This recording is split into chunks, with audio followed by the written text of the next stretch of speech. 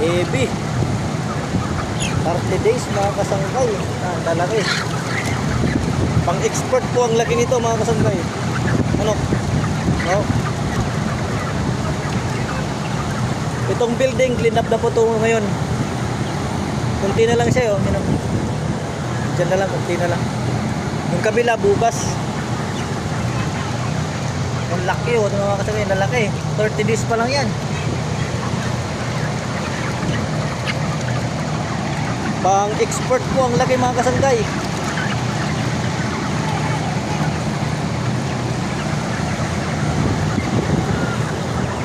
Magagaling mag-alaga ang mga kwan dito. Dito kay Poultry de Rojas Farm mga kasangkay. Magagaling mga nag-aalaga dito.